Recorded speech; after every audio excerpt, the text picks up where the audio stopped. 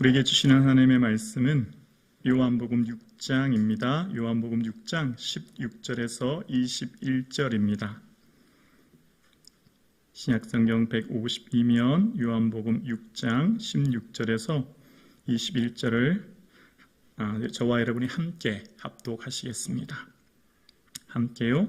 저물에 제자들이 바다에 내려가서 배를 타고 바다를 건너 가버나움으로 가는데 이미 어두웠고 예수는 아직 그들에게 오시지 아니하셨더니 큰 바람이 불어 파도가 일어나더라. 제자들이 노를 저어 12여리쯤 가다가 예수께서 바다 위로 걸어 배에 가까이 오심을 보고 두려워하거늘 이르시되 내니 두려워하지 말라 하신대 이에 기뻐서 배로 영접하니 배는 곧 그들이 가려는 땅에 이르렀더라. 아멘. 주 안에 늦은 때는 없습니다.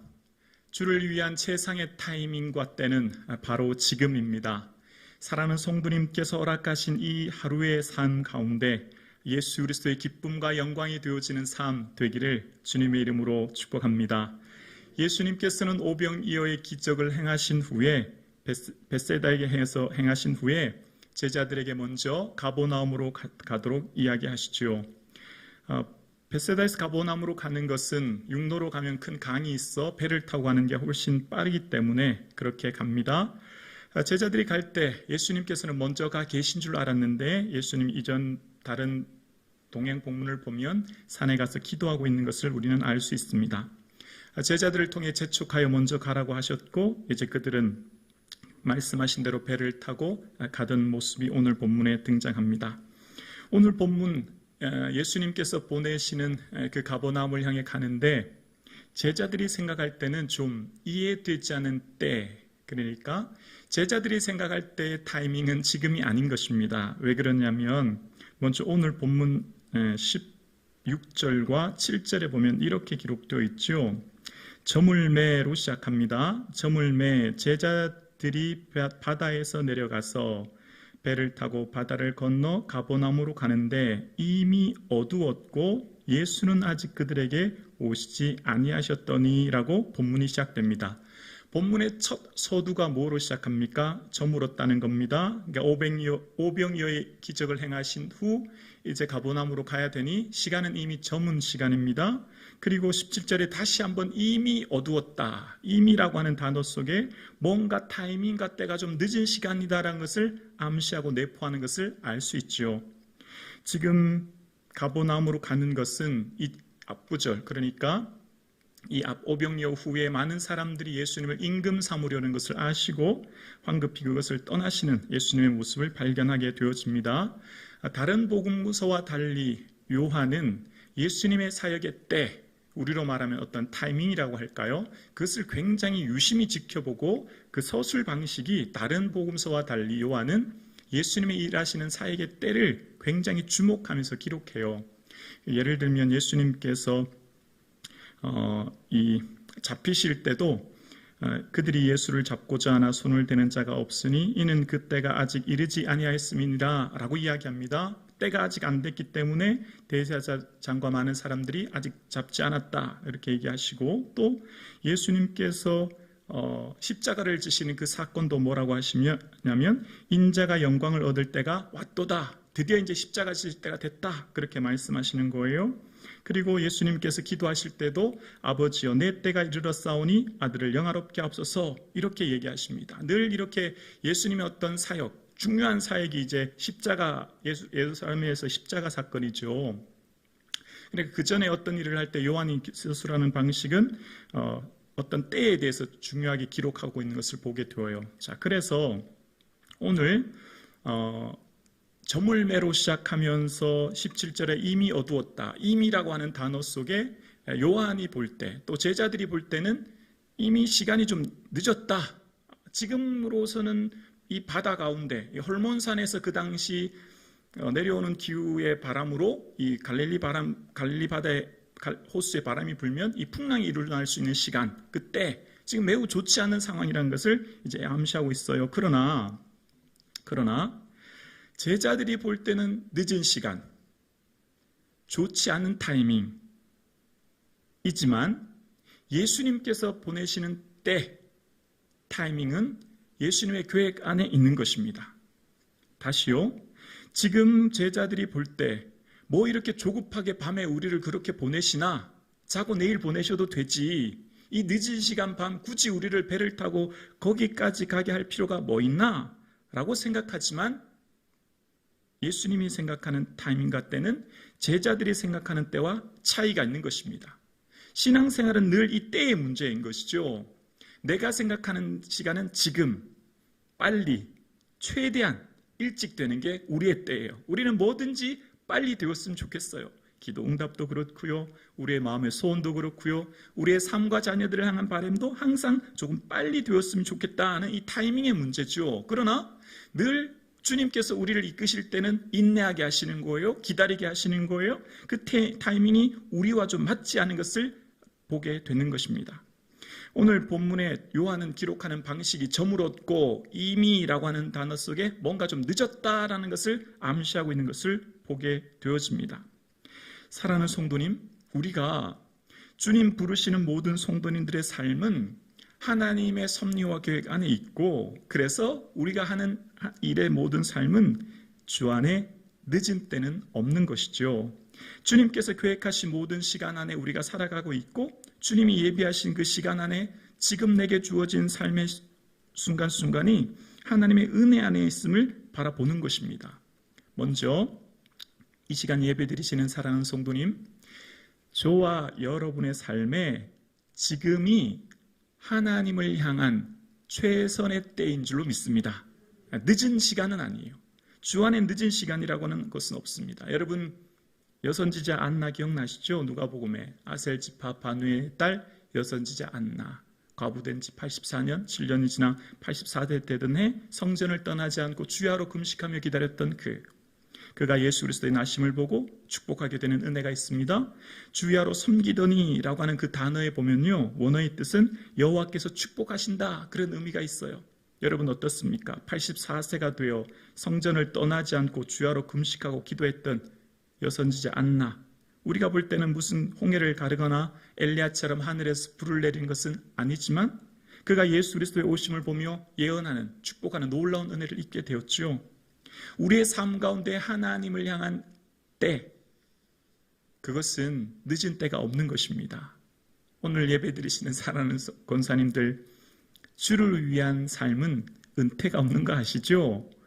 보통 구약에서는 열조엘에게로 돌아갔더라, 혹은 신약에서는 순교의 삶까지 이 땅에서의 삶 전체가 주를 향한 삶인 것이죠. 그러니까 주님이 부르시는 그날까지가 우리의 삶이 끊임없이 주를 위해 일하는 그 시간이 되는 거예요. 그래서 주 안에 우리의 삶은 항상 하나님이 예비하신 지금이 주를 위한 최선의 때임을 알고 매 순간순간 살아가는 것입니다. 자, 그런데 주님이 보내셨으면, 이전에 마태복음에 보면 예수님께서 그들을 재촉하여 보냈다고 하시거든요. 재촉해서 빨리 보내셨다는 거예요.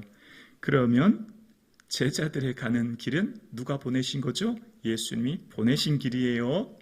그러면 제자들이 가는 그 밤길 아무 문제 없이 곧바로 직선거리로 최대한 단시간 안에 가버나움에 딱 도착해야 맞는 얘기지 않습니까? 그런데 오늘 본문 다시 한번 볼까요? 17절에요. 배를 타고 바다를 건너 가버나움으로 가는데 이미 어두웠고 예수는 아직 그들에게 오시지 아니하셨더니, 자, 여기서 바다라고 이야기합니다. 일반적으로 갈릴리 호수는 디베랴 호수, 갈릴리 호수, 오늘 본문에 등장했던 바다 이렇게 기록하는데 이게 일반적으로 호수예요. 호수인데 웬일인지 이 풍랑 사건에서만은 바다라는 표현을 쓰고 있어요. 이 바다라는 표현 속에 그만큼 지금 이 제자들의 심리 상태는 두려움을 내포하고 있는 단어가 이 바다라고 하는 것을 이제 알 수 있는 것이죠. 그들이 생각할 때 굉장히 어려운 이 바다의 항해 사건을 이해하고 있는 것입니다. 자, 그래서 예수님께서 가라고 하신 그 길을 가고 있어요. 그런데 18절에 보면 무슨 일이 일어나죠? 큰 바람이 불어 파도가 일어나더라 라고 시작합니다. 누가 보내셨는데요? 예수님이 보내셨는데요. 그런데 뭐가 생겼다고요? 큰 바람이, 큰 풍랑이, 마가복음에서는 그 큰 무리 때문에 우리가 죽게 되었나이다. 여러분 이해가 되세요? 순종하고 가는 길이잖아요. 예수님이 재촉하셨잖아요. 제자들이 가고 싶다고 한 게 아니잖아요. 이미 때도 늦었어요. 순종하고 가는 길이에요. 그러면 어떻게 해요? 순풍에 돛단 듯이 아무런 문제 없이 곧장 도착해야지요. 그런데 큰 풍랑을 만난 것입니다. 여러분은 어떻습니까? 주를 위해 열심히 봉사합니다. 앞장서서 일해요. 열심히 주를 위해 앞장서서 일하면요, 마음의 상처와 어려움 당하는 일이 참 많아요. 이럴 것 같으면 차라리 봉사하지 말걸. 이럴 것 같으면 조용히 예배만 드리며 살걸. 이럴 것 같으면 내가 왜 굳이 봉사했나? 내가 왜 굳이 그렇게 열심히 했나? 그런 적 없으세요? 우리가 주님을 따라 살아가는 이 길이 열심히 주를 위해 살고 섬기고 헌신하는데, 그러면 내가 주를 위해서 최선을 다해 살면 주님도 내 자녀들 책임져 주셔야죠. 자녀들의 삶에 문제가 없고 내 건강도 책임져 주시고 삶에 아무런 문제가 없어야 되지 않겠습니까? 그런데 문제를 만나는 거예요. 어려움을 만나는 거예요. 여기서 우리 신앙의 딜레마가, 슬럼프가 시작되는 거예요. 도대체 하나님 왜 이러십니까? 제자들의 삶도 그런 마음을 가졌을 거예요. 순종하며 가는 길인데 풍랑을 만났고요. 그것 때문에 죽게 되었어요. 단순한 풍랑이 아니에요. 생명을 위협하는, 배가 뒤질 뻔하는 그런 풍랑을 맞게 된 거예요. 그래서 마태복음에는요, 마태복음 14장 24절에는 이런 말을 해요. 배가 이미 육지에서 수리를 떠나 바람이 거스름으로 물결로 말미암아 고난을 당하더라 라고 이야기합니다. 뭐 때문에? 순종 때문에 고난을 당하는 거예요. 말씀 따라 왔는데 어려움을 당하는 거예요. 제자들 어떤 생각했을까요? 이럴 줄 알았으면 이 밤늦은 시간에 배 타고 오지 않았을걸. 아니 왜 이렇게 늦은 시간에 우리가 왔는데 주님은 우리를 죽을 고생을 시키시나? 하필 이때 풍랑이 불 거는 또 뭐야? 그 마음속에 얼마나 원망과 불평이 많이 일어났을까요? 사랑하는 성도님, 오늘 예배 드리시는 저와 여러분의 마음에 이런 질문, 의문 생기지 않으십니까? 신앙생활 하면서 늘 기쁨과 즐거움만 있으셨습니까? 어려움도 있죠. 아픔도 있죠. 문제도 만나요. 특히 함께 신앙생활하는 공동체 안에 사람들로부터 받는 아픔과 상처가 어쩌면 더 많은지도 몰라요. 차라리 조용히 그냥 살걸이라고 하는 후회의 마음도 들지요. 그런 상황 가운데 살아가는 제자들에게 여러분, 우리의 삶의 모든 순간순간이 주님의 은혜 안에 있고 주의 섭리 안에 있음을 바라볼 때 우리는 생각하지도 못한 하나님의 은혜를 발견하게 되는 줄로 믿습니다. 내 생각은 너무 늦었도, 내 생각은 지금이 너무 늦은 타이밍이고 내 생각에는 도저히 이해되지 않는 방법으로 문제와 어려움을 만났어요. 나는 이미 너무 늦었다고 생각했고 내 생각과 내 방법으로는 도저히 이해되지 않는 순간을 살아가고 있어요. 그런데 예수님이 일하시는 방식은 내 생각과 내 방법을 넘어서는 줄로 믿습니다. 여기서부터 이제 우리의 믿음이 시작되는 거예요. 순종해서 왔는 길에 내 생각과 내 방법으로 이해되지 않은 문제를 만났을 때 주의 은혜를 바라보는 것입니다. 내가 생각했던 방식으로 예수님은 일하지 않아요. 그것은 무엇입니까? 예수님께서 19절에 보면 제자들이 노를 저어 시리얼이쯤 가다가 예수께서 바다 위로 걸어 배에 가까이 오심을 보고 두려워하거늘.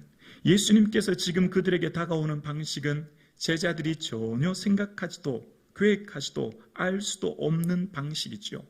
제자들의 생각을 넘어서는 방식이 예수님이 일하시는 방식이에요.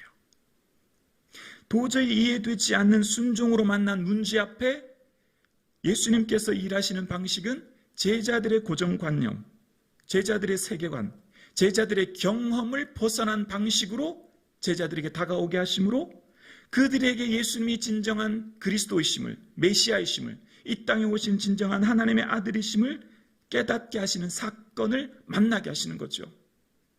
오늘 저와 여러분의 삶의 순종으로 가는 길에 큰 풍랑을 만나고 그 풍랑으로 인하여 고난이 닥쳐오고 마치 생명을 위협할 것 같은 문제 앞에 낙심할 때가 있죠. 그러나 그 문제 앞에 우리는 주님께서 내가 생각하거나 기대하지 못한 놀라운 방식으로 우리에게 놀라운 은혜를 주실 줄로 믿습니다. 아멘이십니까? 아멘입니다. 우리의 삶 가운데 하나님께서 일하시는 방식은 내 생각과 방법을 뛰어넘는 방법으로 하나님의 살아계심을 우리에게 보여주시는 것입니다. 이스라엘 백성들이 애굽에서 나와서 갈 때 그들의 삶 가운데 어떤 일이 일어났습니까? 그들이 바다와 밑돌 사이 바닷가에 진치게 되어집니다. 그런데 바로가 뭐라고 하신 줄 아세요? 광야에 갇힌 바 되었다. 왜냐하면 앞에는 홍해가 있고 이제 이 뒤에는 광야이니 그들은 도간에 든지다 라고 이야기하면서 바로가 쫓아갑니다. 바로가 생각할 때는 이스라엘 백성들의 경로가 참으로 어리석다고 생각하는 거예요. 아니 도망갈 거면 다른 쪽으로 가야지 왜 바로 앞에 있는 바닷가에 멈춰 설 일은 뭐란 말입니까? 그래서 출애굽기 14장 3절에 보면 광야에 갇힌 바 되었다. 도간에 든지다. 이제 우리 거다. 마음 놓고 공격하게 되는 거예요. 그리고 그럴 때 이스라엘 백성들이 무슨 생각하죠? 우리가 광야에 애굽에 매장지가 없어 여기까지 오겠느냐? 그들은 막 불평하기 시작하죠. 하나님이 일하시는 방식은 우리의 생각을 뛰어넘는 거예요. 우리의 경험을 뛰어넘는 거예요. 우리의 생각하는 차원을 뛰어넘어서 일하시는 거예요. 그러니까 우리는 늘 경험에 의지하고 내 지식에 의지하고 나의 세계관을 의지하여 인생을 살고 판단하고 살아오지만 우리의 경험과 지식과 세계관을 뛰어넘어 일하시는 하나님의 능력을 언제 경험할까요? 언제요? 풍랑을 만났을 때. 순종으로 나아갔음에도 불구하고 풍랑이 왔을 때. 순종으로 나아가고 홍해를 만났을 때. 그때에서야 비로소 하나님의 일하심을 경험하게 되는 것이죠. 모세야, 손을 들어 바다를 가르치라. 손을 들어 지팡이를 들고 바다를 가르친다 무슨 일이 있겠습니까? 그러나 하나님이 일하시는 거예요. 큰 풍랑을 일어서 마른 땅으로 건너가게 하시는 거죠. 우리의 삶 가운데 어려움과 문제의 삶을 맞닥뜨릴 수도 있고 순종으로 말미암아 만나는 고난이 우리 앞에 있을 수도 있지만 하나님께서는 그것을 통하여 우리에게 새로운 은혜의 길을 열어주실 줄로 믿습니다. 여러분 낙심하지 마시고 지치지 마시고 우리가 선을 행하되 낙심하지 말지니 포기하지 아니하면 곧 거두게 될 줄로 믿습니다. 그리고 그 봉사하는 순종하는 삶을 통하여 그 사람만이 누리는 새로운 차원의 은혜가 열리는 거예요. 다른 사람이 알지 못하는 새로운 차원의 은혜, 새로운 차원의 놀라운 영광이 우리에게 기다리고 있는 줄로 믿습니다. 사모님 좀 물 한 잔만 갖다 주세요. 사랑하는 성도님, 우리가 우리의 삶 가운데 하나님의 은혜를 잊어버리면, 하나님 우리에게 주신 은혜를 잊어버리면 우리의 삶이요 헛수고하는, 제자리를 맴도는, 해도 그것이 열매가 없는 삶을 살 위험이 있어요. 위험이. 자, 왜 그럴까요? 오늘 본문 요한복음 6장과 동행 본문이 마가복음 6장이에요. 근데 마가복음 6장은 마가는 요한과 달리 마가는 다른 관점에서 이 사건을 해석하며 기록하는데요. 마가가 기록한 방식은 마가복음 6장 48절에 나와요. 47절과 48절인데 48절만 볼게요. 바람이 거스름으로 제자들이 힘겹게 노젓는 것을 보시고 밤 사경쯤에 바다 위로 걸어가서 그들에게 오사 지나려고 하시매. 자, 제가 다시 한번 읽어볼게요. 바람이 거스름으로 제자들이 뭐 했어요? 힘겹게 노젓는 것을 보시고. 자, 지금은 밤 사경이에요. 우리 시간으로 말하면 새벽 3시에서 6시를 밤 사경이라고 해요. 그리고 그들이 요한복음에 보면 한 12월이쯤 왔다고 이야기합니다. 한 4km쯤 온 거예요. 그러면 예를 들어서 저녁을 먹고 한 7시에 배를 탔다고 해볼까요? 그러면 최대 11시간을 노를 저은 거예요. 11시간을. 11시간을 노 저고 왔는데도 그 자리를 맴도는 거예요. 도저히 가버나움에 도착하게 된 게 아니에요. 힘겹게 노를 젓고 애를 썼음에도 불구하고 그 자리를 맴도는 거예요. 그 풍랑을 지나가지를 못하고 있는 거예요. 지금 마가의 관점은 풍랑 가운데 바람이 거스르고 제자들은 뭐하고 있어요? 힘겹게 노를 젓고 있는 거예요. 열심히 노를 젓고 있는 거예요. 그런데 새벽 6시가 되기까지도 도착하지 못하는 거예요.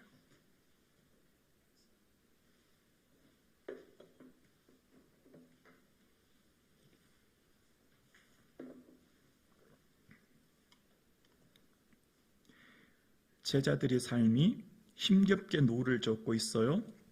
어려움을 만났어요. 그런 삶 가운데 더 이상 전진할 수 없는 그런 한계 상황에 부딪히게 된 것이죠. 사랑하는 성도님, 우리가 주님의 은혜를 잊어버리고 살면 인생을 내 힘으로 경영하고 계획하고 살아가려고 해요.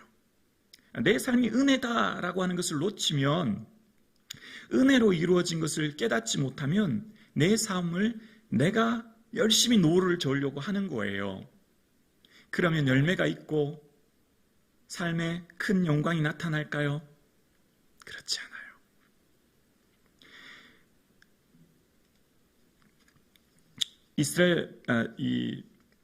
마가복음에 제자들이 노 젓고 이 고생하는 것에 대해서 마가는 마지막 52절에 마가복음 6장 52절 한번 보여주시겠어요? 우리 함께 고백할까요? 이는 그들이 떡 대시던 일을 깨닫지 못하고 도리어 마음이 둔하여졌음이니라. 그들은 열심히 노를 젓고 우리가 죽게 되었다 소리치지만 정말 예수님의 은혜를 잊어먹었다는 건 뭘까요? 떡 대시던 일은 뭐였죠? 오병이어 사건, 얼마 전에 불과 몇 시간 전에 했던 그 사건을 까맣게 잊어버리고 마음이 둔해졌다라는 거예요. 이게 둔하다라고 하는 것은 은혜를 잊다는 의미거든요. 제자들이 하나님의 은혜를 잊어버리고 마음이 둔해지고 자기 힘으로 노를 저으려고 했더니 도저히 그 풍랑을 이겨나갈 수 없을 뿐만 아니라 제자리만 맴돌게 되는 거예요. 여러분 기억나세요? 이스라엘 백성들이 신명기에 보면 가데스 바네아에서 호렙산에서 가데스 바네아의 길이 10하루길이라고 얘기해요. 그러니까 이스라엘 백성들은 10하루길이면 충분히 가나안 땅에 들어갈 수 있는 코스였던 거예요. 우리로 말하면 한 2주 정도면 충분하다는 거죠. 그런데 이스라엘 백성들이 몇 년 동안요? 40년 동안 들어간 게 아니에요. 다 광야에서 죽고 광야에서 태어난 2세대가 들어가는 거예요. 은혜를 잊어버리면 시간을 낭비해요. 10하루길이면 갈 수 있는 길을 40년을 허비하게 되는 거예요. 오병이어 떡 대시던 사건이 불과 몇 시간 전이면 그들이 뭘 기억해야 될까요?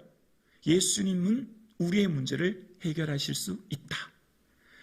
우리의 삶의 문제는 오직 예수님밖에 없다. 예수님을 찾아야 되겠죠.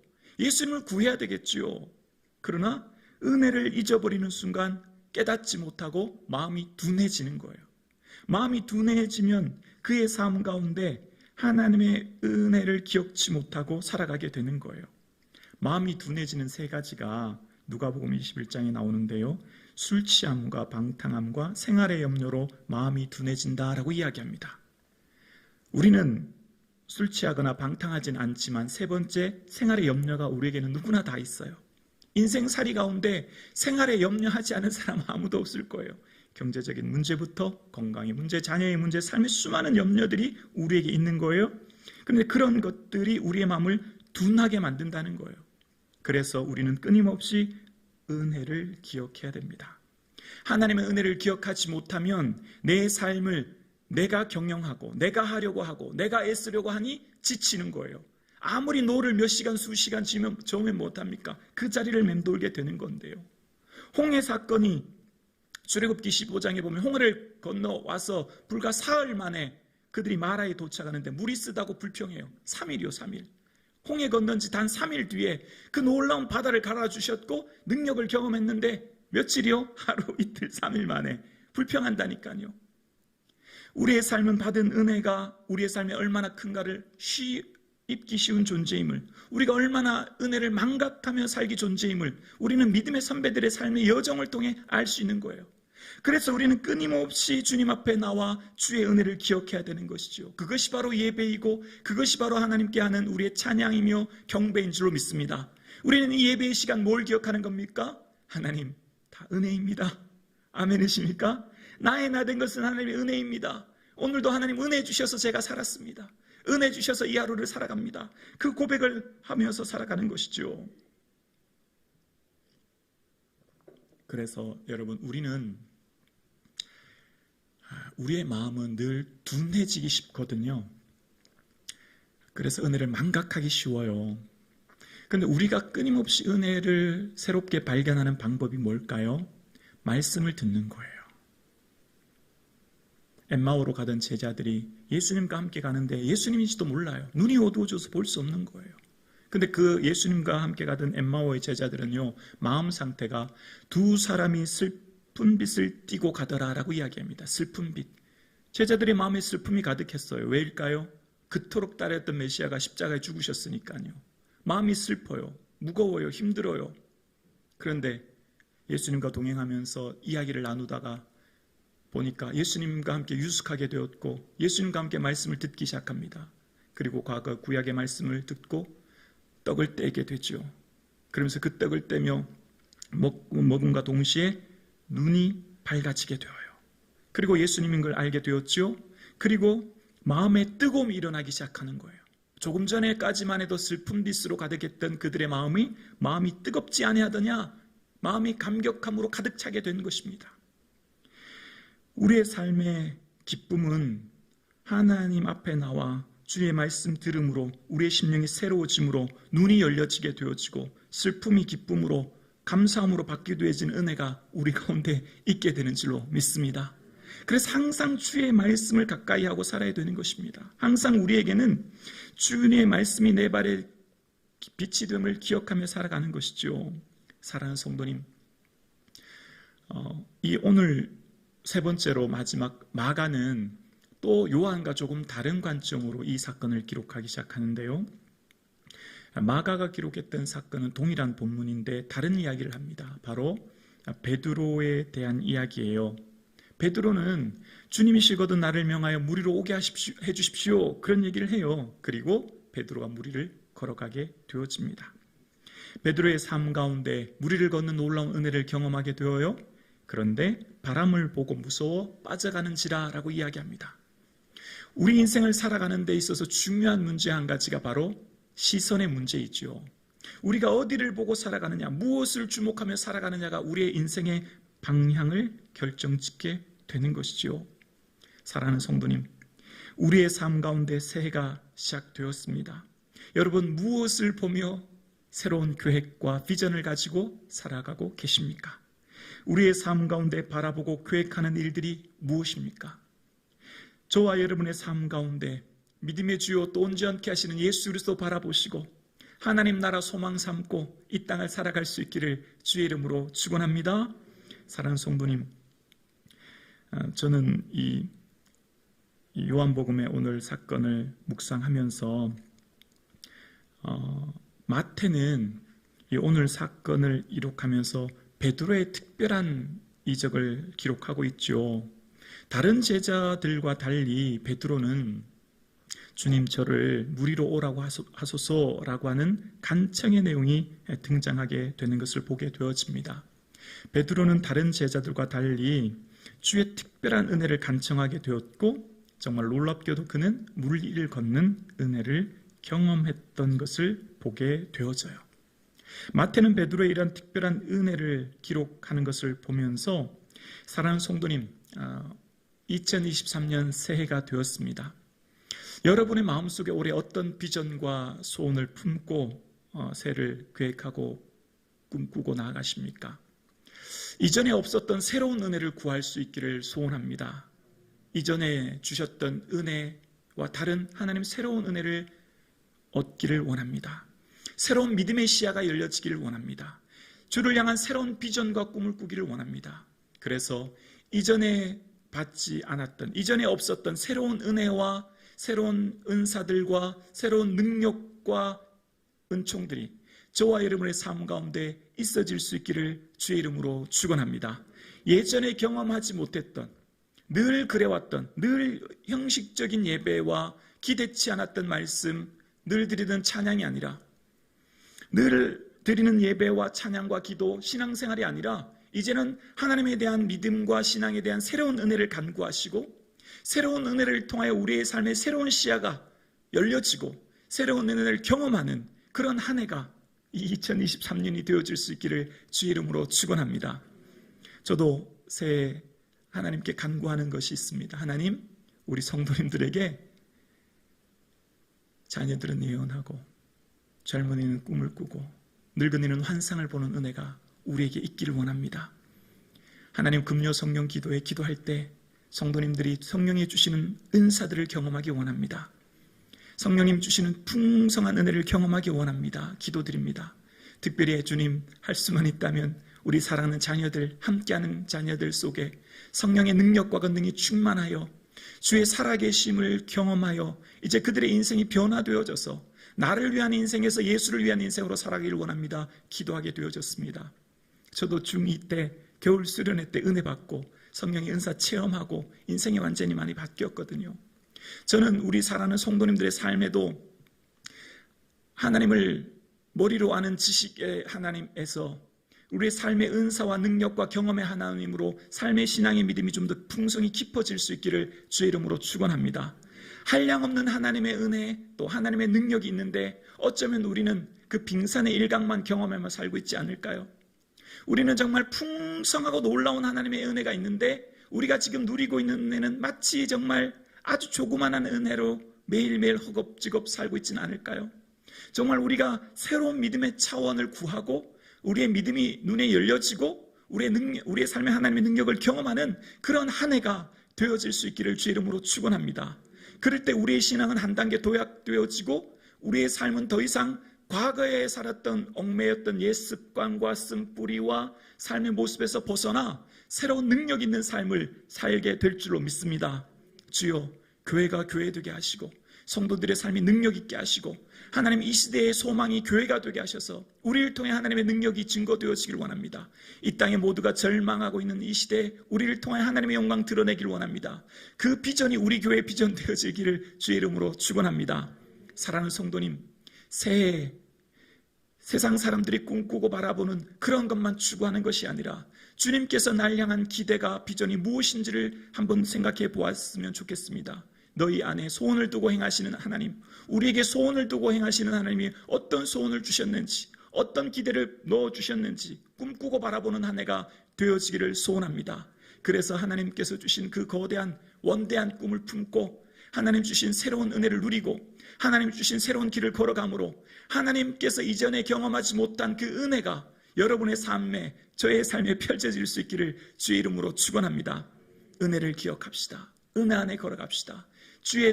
주께서 맡겨주신 일은 늦은 때가 없습니다. 지금이 최상의 타이밍입니다. 지금이 주를 위한 일할 때요, 지금이 주의 영광을 나타낼 때입니다. 사랑하는 성도님, 매 순간순간 예수 그리스도를 바라보시고 예수님의 은혜를 기억하며 예수님과 동행하는 저와 여러분 되어질 수 있기를 주의 이름으로 축원합니다. 그래요, 마라나타 아멘 주 예수여 어서 오시옵소서. 얼굴과 얼굴을 대하여 만날 주님을 그리워하는 저와 여러분의 삶 되어질 수 있기를 주의 이름으로 축원합니다. 기도드리겠습니다.